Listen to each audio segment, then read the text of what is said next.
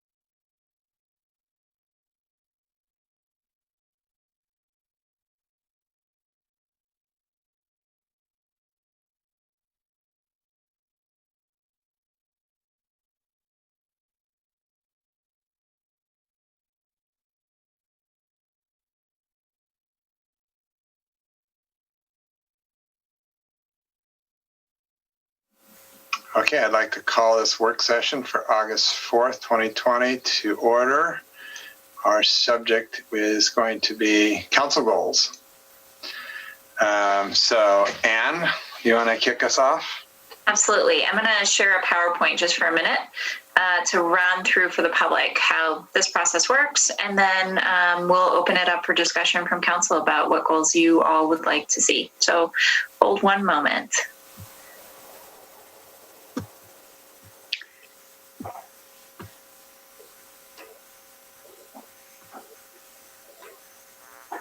There it goes.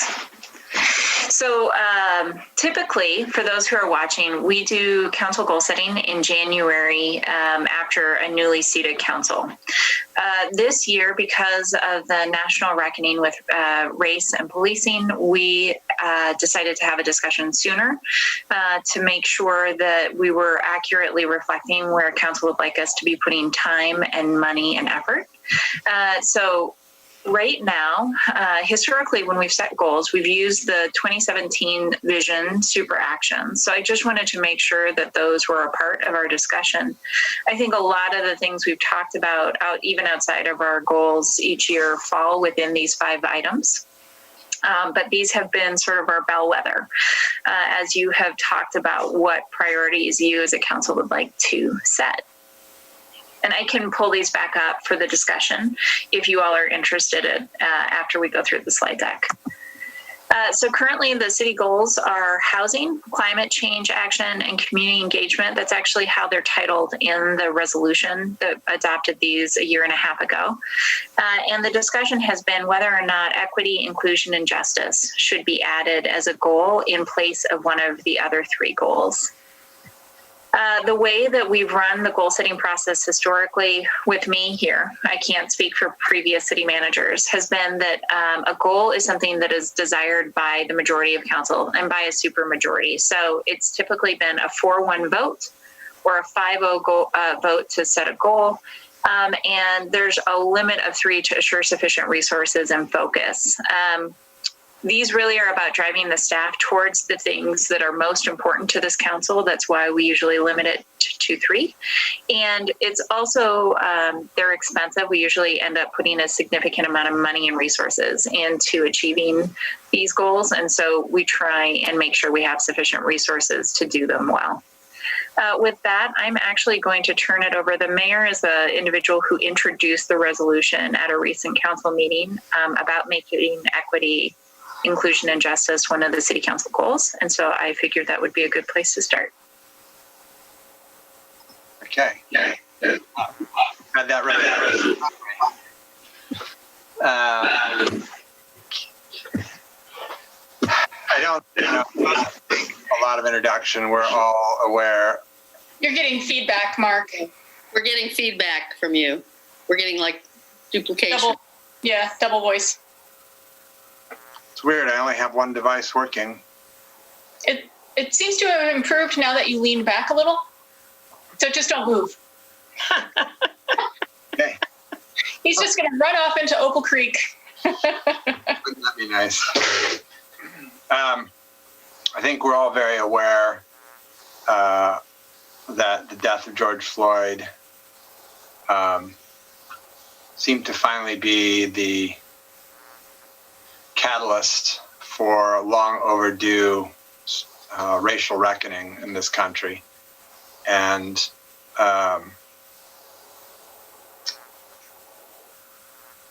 it's work that's been attempted before during the civil rights era that was partially successful. Good changes were made, but clearly not enough. And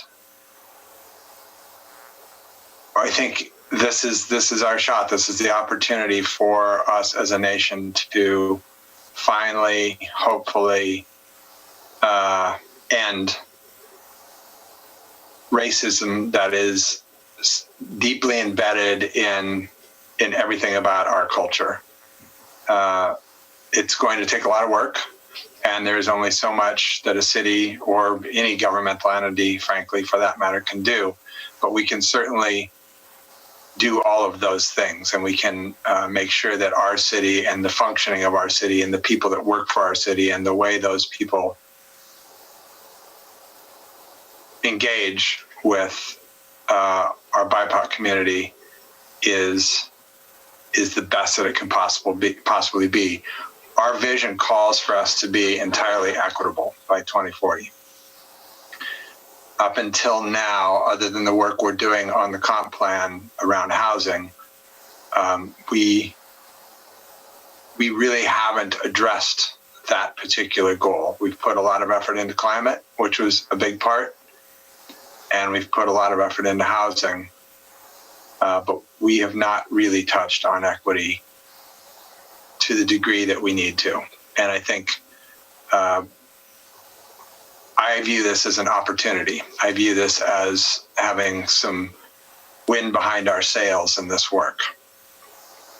And I think starting sooner rather than later is critical. So that's why I introduced that resolution. And I still firmly believe that this is something we need to be focusing on as a city.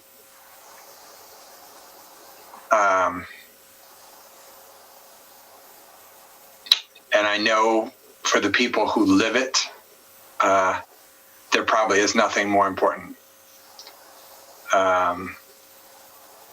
So I think it's incumbent on us to do this work and to do it robustly, to do it as a council goal, where we are putting money and effort and staff time behind getting the work done. So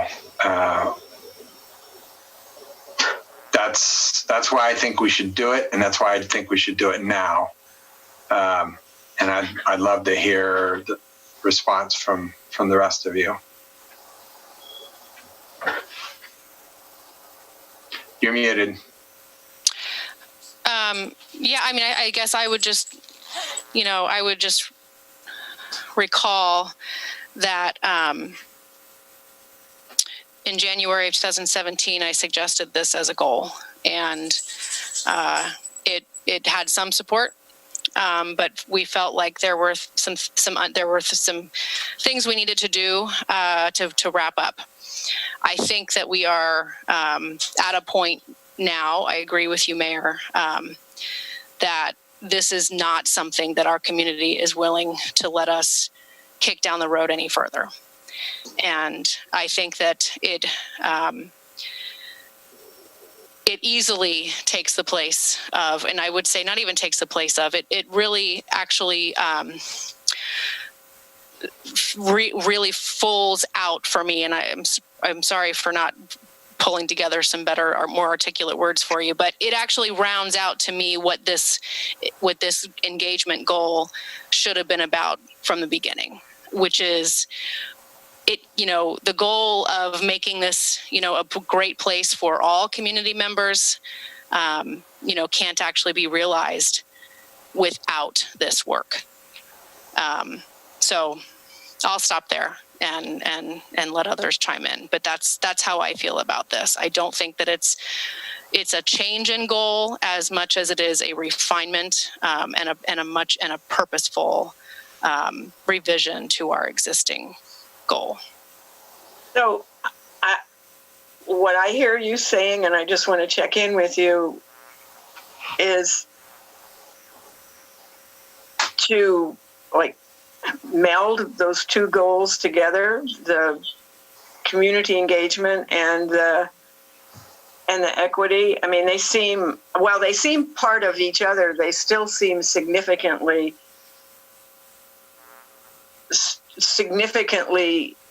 individual to me.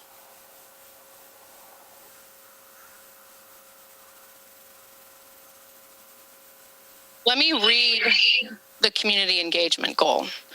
The Milwaukee Community Vision strongly encourages engagement and participation by all and nurtures a deep sense of community through celebrations and collective actions. I think we've heard quite a bit from our community, and we'll continue to hear quite a bit more, that not all of our community members feel this deep sense of community with the city of Milwaukee and through all of the celebrations and events that we've been doing.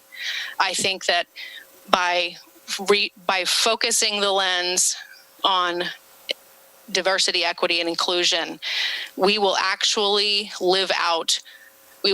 perform the work of that goal better than we currently are. We will be focusing on something that was lacking, that was missing from this goal, and will actually achieve this goal more thoroughly and fulfill this vision more meaningfully. That's what I mean by that.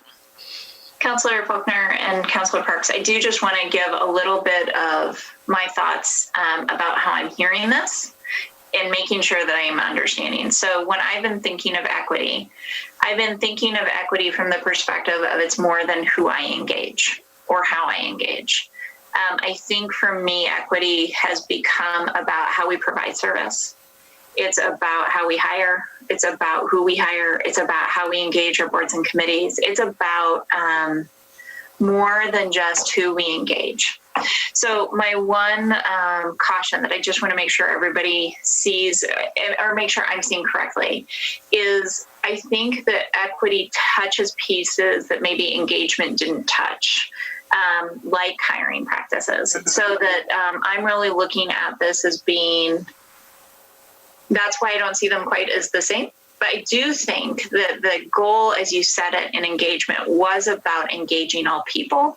And I do think that that has to be a critical part of the equity goal if that's where we transition. Does that make sense? Okay. Well, it does to me too, but I'll only take just a couple seconds to say, but what I also see is in the proposed new goal to replace community engagement, there'll still be community engagement. It'll just happen in a more succinct, more intentional kind of way, because there've already been 3 major action steps that have been outlined that, like the listening sessions and that type of thing, which weren't part of the community engagement goal. So I see it as kind of, there's some symbiotic relationship, but a lot more intent for the equity goal. So, and I think I didn't want to speak over Councilor Beatty. I'm sorry, Lisa, if I did that. Yeah. And I think that we also will continue to learn from that work. I mean, we are going about engagement with the BIPOC community in a way we've never really done before. And we're doing that because we know that what we've been doing doesn't work. We may learn that this is that we're learning tools that apply for reaching people that we haven't had a great success rate with including and making feel welcome in the city who aren't part of the BIPOC community. I don't know. I don't mean to make that a promise, but I guess for me, I would say that that's one of the places where I see some intersection and feel like we are putting another really critical layer onto community engagement and keeping the spirit of that work alive. I think that the skills we built in staff and on council around our understanding of community engagement are really good. I think that we've done some really good work, and that's part of the goal, or for me anyway, that's part of what goal setting does, is it provides an opportunity to really focus and really deepen and transform something about the city in a long-lasting way. And I feel like we have done that with community engagement, and that we can keep doing that with equity and inclusion and justice. If council decides to morph the community engagement goal into the equity goal, we would actually plan on coming back and doing a closeout with all of you to talk about all the things that were accomplished during that goal, and also the pieces that are going to be retained within the equity goal, because I think you're right, some of that work continues through the equity work. One of the examples that I've talked to staff about is our online platform, and making sure that we have a platform that is easily usable on cell phones, actually, interestingly enough, because that is where so many people have access. It's not necessarily on a desktop. Also, it's gathering our demographics, understanding who we're talking about, and that's really made possible through a tool like that. So, yes, and I think that I appreciate the clarity. We will be coming back to you to talk about those accomplishments, and that work would be run by Jason and Kelly. And I think it would have been helpful. I mean, the community engagement is the goal we've engaged with the most recently, because we went through some training and we had an update. We haven't had updates on the other goals in a while. And it would have been nice to have those before this discussion, but I don't think it would have changed the outcome, I guess. But it would be good to know, in addition to what got done, what isn't going to get done, because we're making this shift. I mean, all that said, I completely agree that the moment is now, and we need to go for an equity goal. What I'm more concerned about, frankly, is our process and our lack thereof, in terms of lack of a public process, and also this idea, we've set these goals that are huge. Equity is going to be huge too. It's not going to be solved in a year. Housing is not going to be solved in a year. Climate's not going to be solved in a year.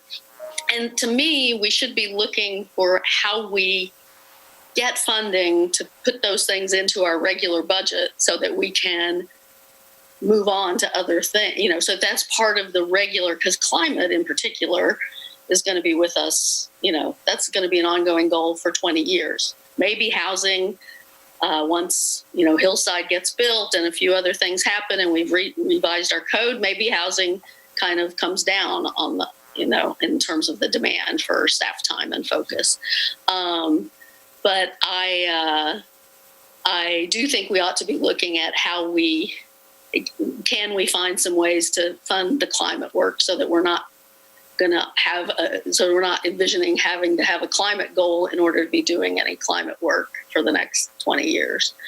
And then finally, I guess I would say, in January, February 2015, we did a public process where we solicited people's input for what they thought should be goals. And the two biggest ones have been accomplished. The two we heard the most from citizens about have been accomplished or are underway. The SAFE program and the new library.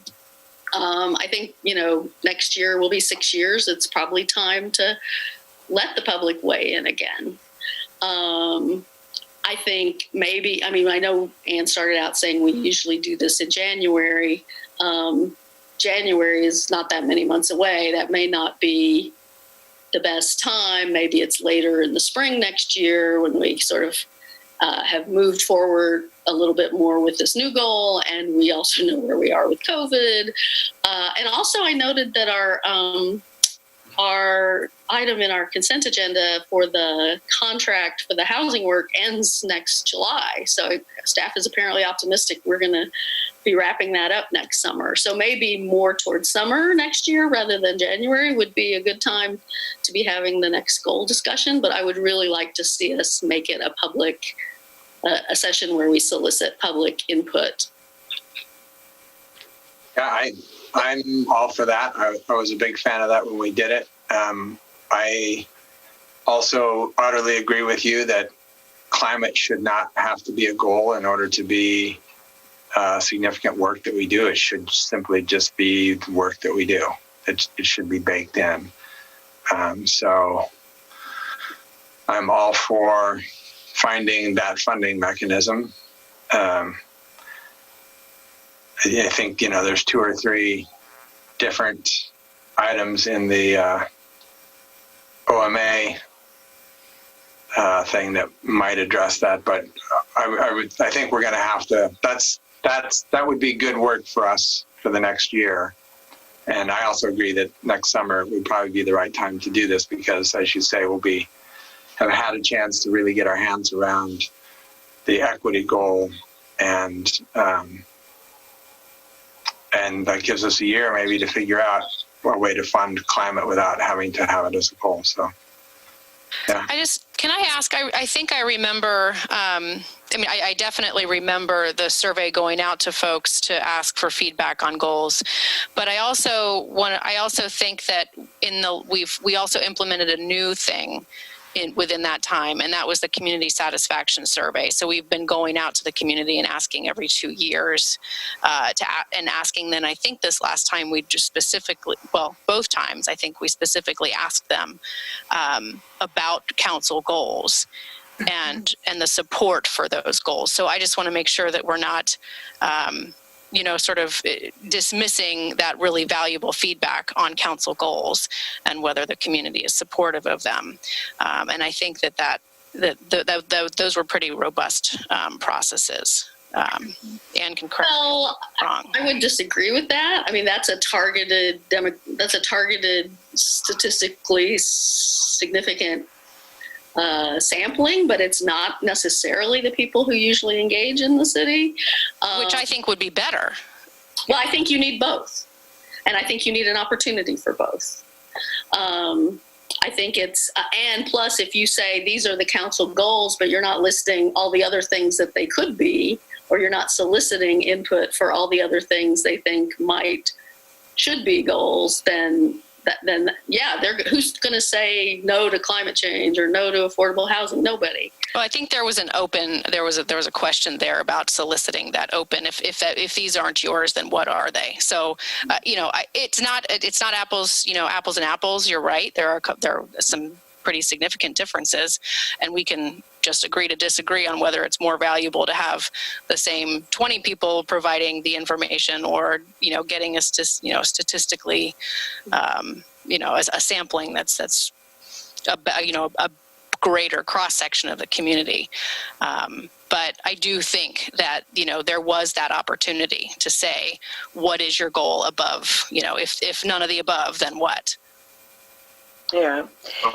And there's only one thing that really concerns me about community input, because you know me, I'm a really strong believer in listen to the people, get volunteers, get people engaged in what we're doing. But when you get over 100 goals from community members and their thinking at that time is, we're going to tell the city a goal and eventually this is what they're going to work on. And I mean, even in 10 years, 20 years, we couldn't work on over 100 goals. And there are a variety of things that should be just going on simply because we are a city. And I've had several conversations about this, but two factors. Let me get back to that. But in the vision statement, and it talks about all of the citizens of the community, and I agree that now is the time to address the issues that have been brought up recently about the inequalities of the BIPOC community. But there's also inequalities when it comes to our medically disadvantaged, to our physically disadvantaged people, to our elderly who live in this community. And that is a big, big, big part of our community. And so while we may be talking about something that's going to have more intention towards the BIPOC community, I'm hoping that if we're talking about equity and inclusion and diversity, that we're also talking about those other sectors of people, even the very young who, might be on their own. I don't know who speaks for those, but there's also a lot of things that, maybe should rise to the level of being a goal and haven't yet. And as you guys know, one of my pet projects, if you will, or pet, directions has been small business and businesses in our innovation center. We've got a great innovation center. We've got a great downtown, but it's half vacant right now.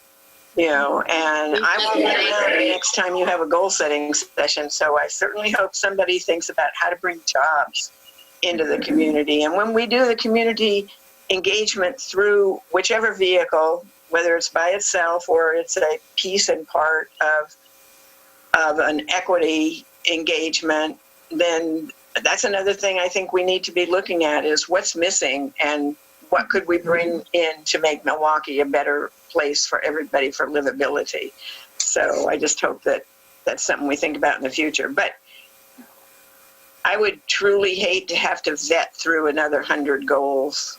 Well, if you looked at the thing I sent you today, it really, I mean, the staff broke them down into groupings. Right. There were a lot of duplicates. It wasn't really 100 groupings. It was maybe a dozen groupings.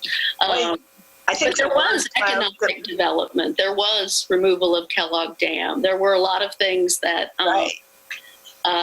You know, we have this new NMIA plan, and yet, you know, we're not working towards anything. Not working towards it. Yeah. Yeah. Well, I think one of the more interesting pieces in what you sent out today, and I'd actually forgotten about it, but I kind of glanced at it a while ago because I didn't have a lot of time to look through all of that. But the word cloud that was done, where they pulled the most significant words, you know, and stuff, that in itself should give us a guidance, you know, down the road in the future. It has, in a way, back then in 15, but, you know, should maybe still be something we bring back up and see how it changes. Well, and I think I really appreciate the framing that you brought to this, Wilda, and what Angel also had to offer. I think that there's it's really interesting to me that what was done in 2015. I would not want to ever do that again. I think we know how to do engagement very differently now, and I would like to see us use it that way. And I think that we could, if we wanted to get public input on goals, this looks good. It looks like participation. I'm not sure it is. But it's right. Not when you get 100 goals, you can't do them. So yeah, people get disappointed. And I really worry about that disappointment point. That deeply concerns me. And I feel like that's something that I don't want to make false promises to the public, because ultimately we are the people who will determine the direction that the city takes. And that's why we're elected, and that is our responsibility. And it is incumbent upon us to be experts in those things. And I really take that seriously. And I also think that we have, I don't know, I'm trying to figure out how to phrase this. When we're talking about equity and focusing on our communities of color in Milwaukee, I think that what Wilda brought up is really important. And I wanted to speak to that and say that there is, I believe there's a fair body of research, at least it's widely anecdotal, that when you have a focus on equity issues for communities of color, you often end up addressing the concerns of the elderly, the concerns of the medically disabled, the concerns, you know, of all of these other different populations that are underserved, because they are also represented within communities of color, often disproportionately because their lives are disproportionately difficult. So I guess I just wanted to say that that's part of why the equity and inclusion goal works for me, is because I really do feel like we will continue to build toward reaching everyone and serving everyone better in this community. Yeah, the other piece to keep in mind in all of this is that in 2015, we did not have a North Star, right? We did not have a vision. We had not gone through a year and a half of work with award-winning community engagement to determine what the vision for this city is. That's a big difference. We now have that North Star. Now, I'm all for brainstorming what's the next thing we should do, or what should we prioritize, hearing from the city, you know, what those things are. But we always have to keep our eye on that North Star and continue to work towards that vision. Otherwise, it was a waste of time, like all the previous visions that the city did. Well, and I think I think that's true. But I do take some issue with the idea that we created false expectations. I haven't had anybody, I think, there were probably people disappointed that we haven't built a skate park. Right. I haven't had anybody, really take issue with that with me. We take input in lots of ways. All of these open houses we did in the comp plan work. It's not like everybody can expect their input to be the selected input. That's the nature of this process. So this idea that somehow we're setting people up for disappointment, that would be shame on us if we framed it wrong. So what is it you're hoping to get from doing a community process?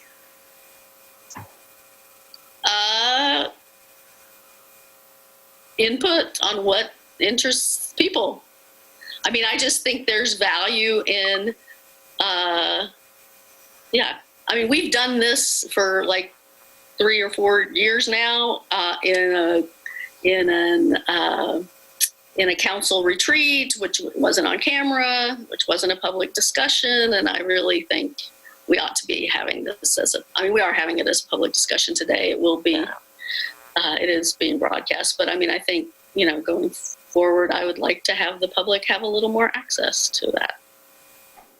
Yeah, and let me just say, Lisa, as you're talking, rethinking what I said and how I said it, and I guess maybe there wasn't so much from a citizenry disappointment, but as a counselor, I felt disappointment that we took all this information in and then we, really, truly weren't able to address a lot of it. And that was a bit disconcerting for me. So I made an assumption, too, that people in the community who gave us information would feel like, well, I gave them my 2 cents worth and they ended up kind of not listening to it. I don't know. I took heart from how many, when I read it, because I hadn't seen it in a few years, when I read it today, I took heart from how much was accomplished. I know. The bag ban, I've got it up on my other screen. Urban renewal, library, safe, right. Bag ban.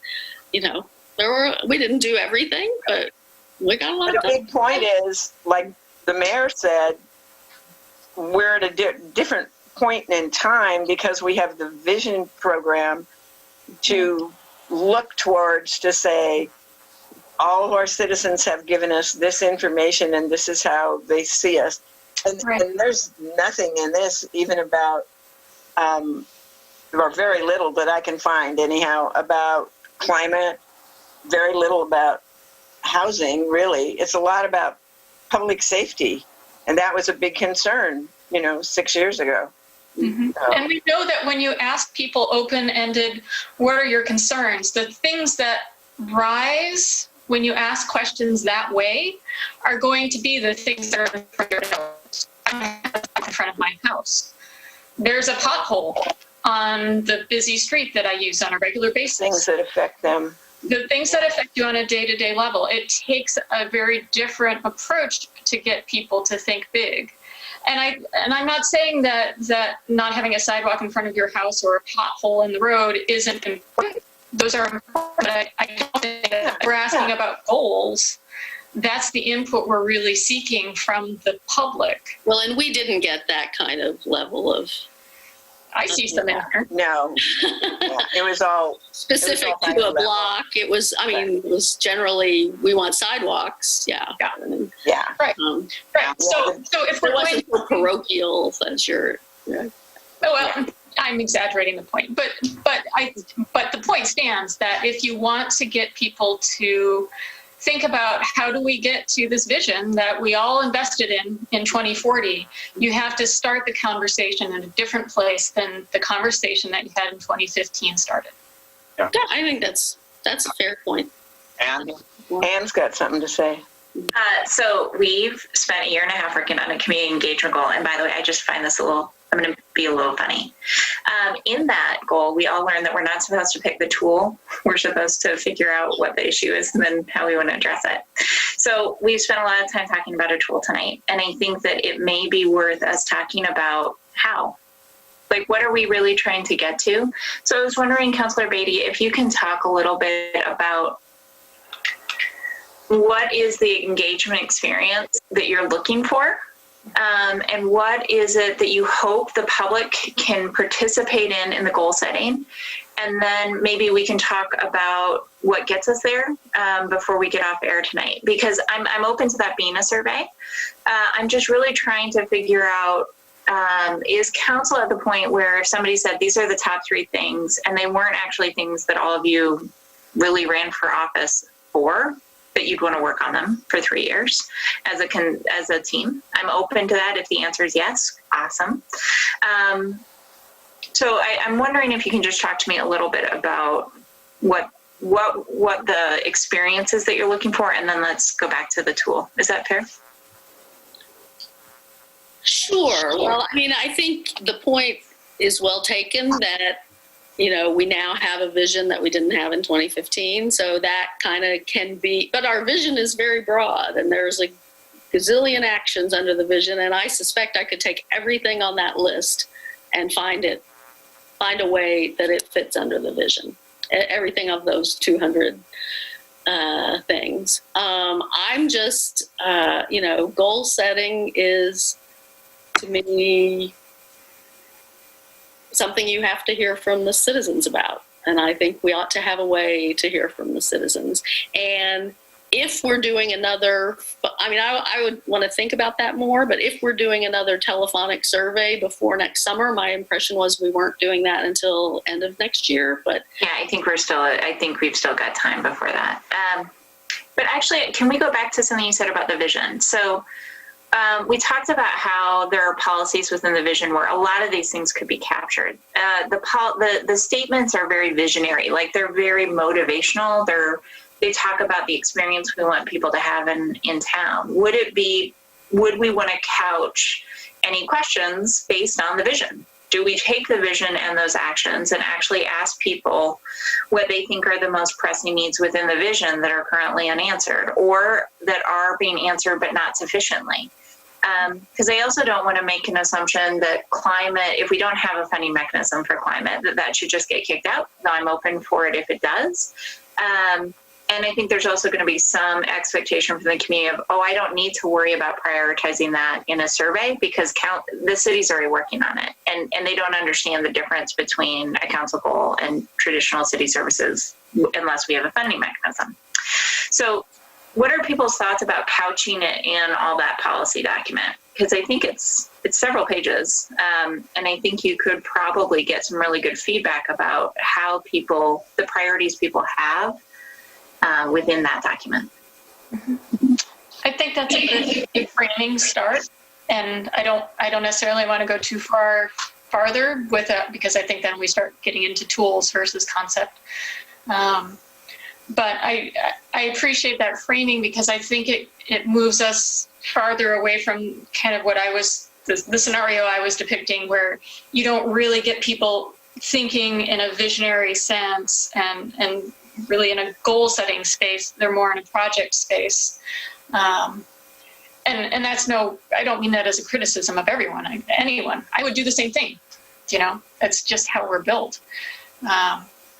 But I like that as a way to open the conversation and still leave room, because I think you're right that we do all come with passions that we care about and expertise to varying degrees that we bring when we run for office. And I wouldn't want to just throw caution to the wind and make this a completely let someone else make the decisions about what our goals are, because I think that we would do a disservice to that work potentially.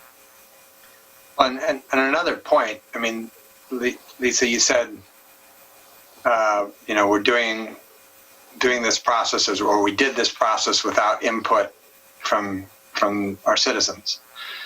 Yeah, that's I don't know about you, but I get citizen input. yes. But that does tend to be of the "this is my pet issue" thing. That does not tend to be the "here's the city writ large" or "here's the vision writ large." Maybe 50-50. Yeah. I definitely get both when I talk with folks. And maybe that's because of the way I frame conversations. I don't know. That's entirely. Well, I mean, I just think about the things people write us emails about, and it's, it's one-off complaint in their, in their life,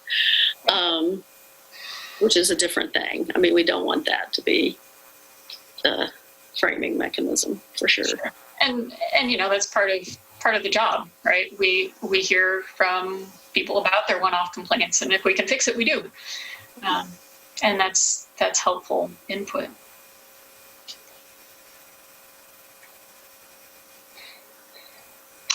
Anything else? Anybody else? So, bringing us back full circle to the original conversation,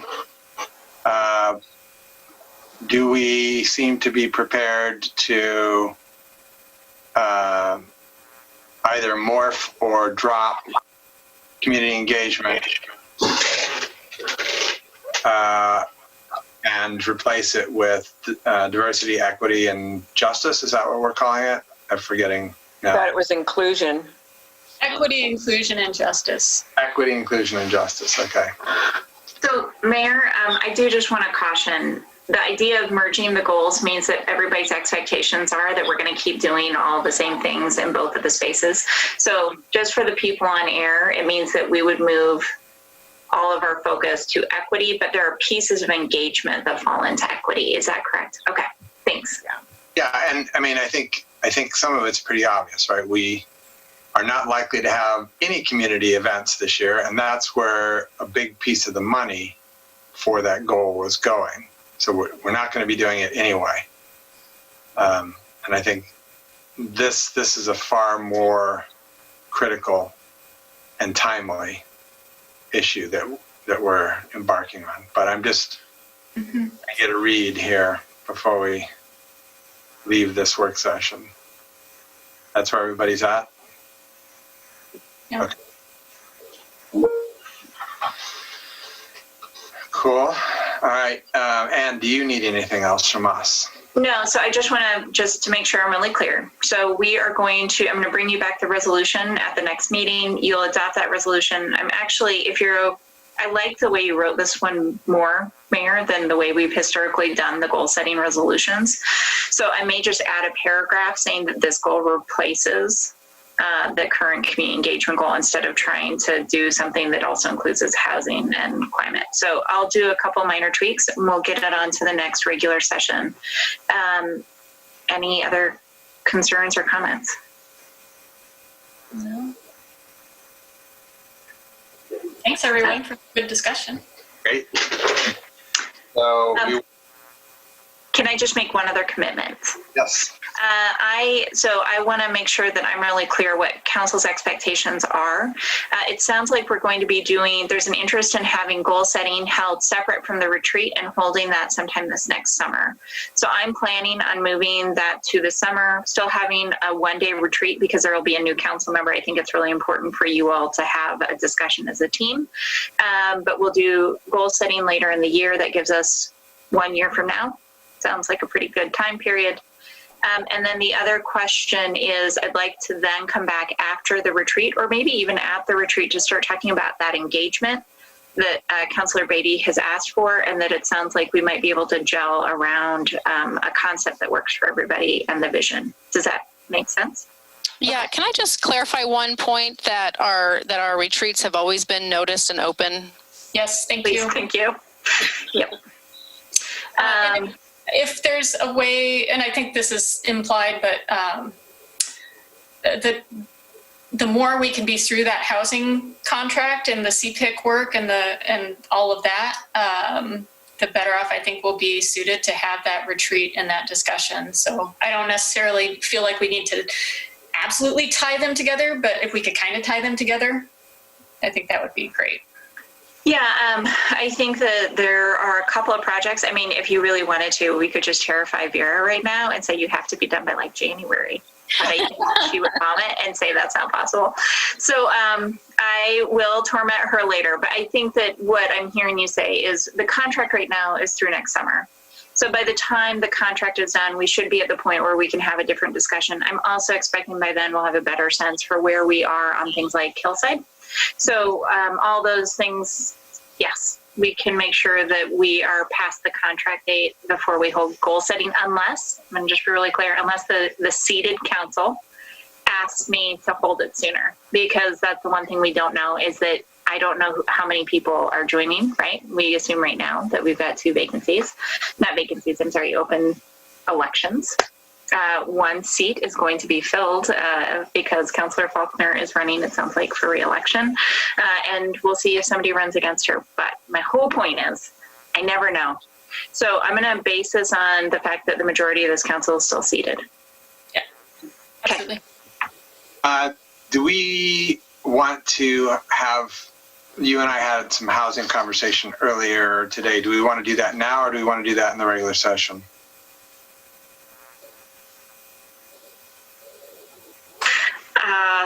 I don't actually remember what you're talking about. I'm sure it was brilliant. I'm just going to go. Go for it. So Layla, since I get to see your face all of a sudden, we have a lot of housing things that are kind of hanging fire right now. It would be good to get a, pretty robust update as to where they all are. And I think in particular, given the change in leadership that is forthcoming at Clackamas County, and that all or most of our housing is at least partially tied to Clackamas County, I think there's a lot that we need to get as baked as possible in the next 4 months. Yeah, I hear you. Well, we've been talking with the county about Hillside, so that's the one big project that they're doing here. Are you asking for an update, kind of just a quick update on where we're at with all things housing?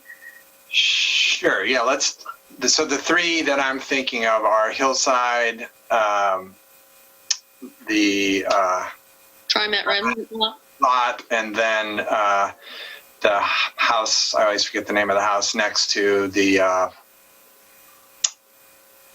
museum. Oh, the Burtman House. Okay. So Hillside, we actually just met with them today about a separate issue related to their development, but related to infrastructure. And so we're still expecting them to come in at some point this year with their application. Last I heard, it was this fall. So that's still moving forward. The Sparrow property. Can I ask a question about that? I saw an article in the Pamplin papers about the county having allotted some of its metro housing money to some other projects. How do we know? Have they made a commitment for metro housing money to this project? I mean, where does all that stand?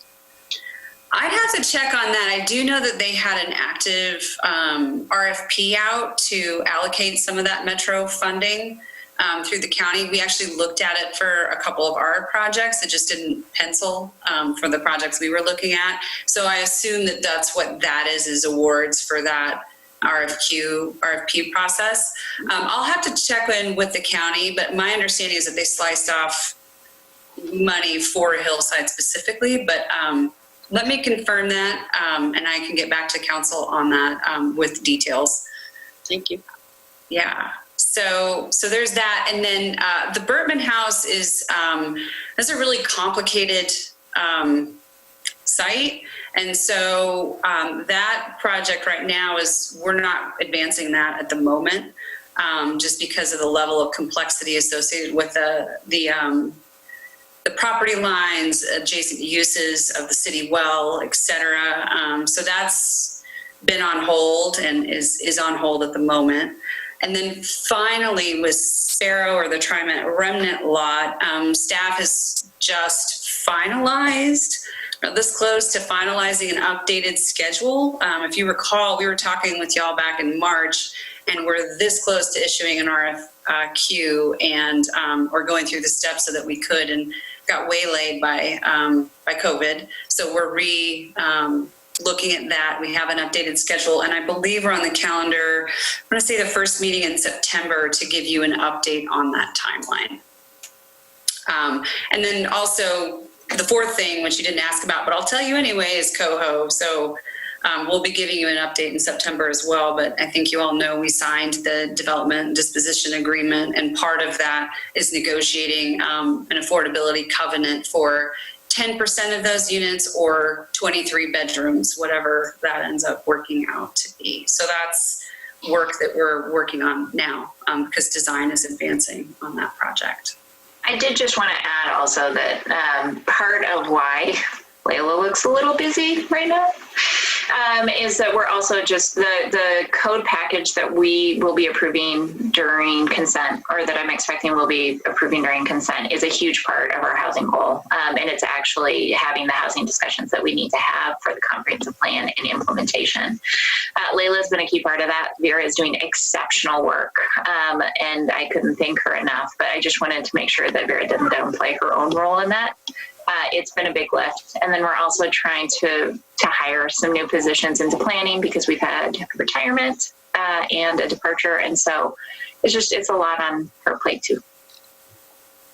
And thanks, Ann. I can't overemphasize how much the housing code work is critical to our housing work. So I'm really excited about advancing that work. And also just in the background, we're operationalizing the CET affordable housing programs. We're doing a lot of work on that. Compliance is a big part of that. So we're working to figure out how to do those pieces. So it's a transition from policy into the programmatic pieces, but we're making really good progress on that. And my hope is that we can get the compliance issue ironed out. We'll have that program live this year for sure. Cool. Good to hear. Thank you for all that.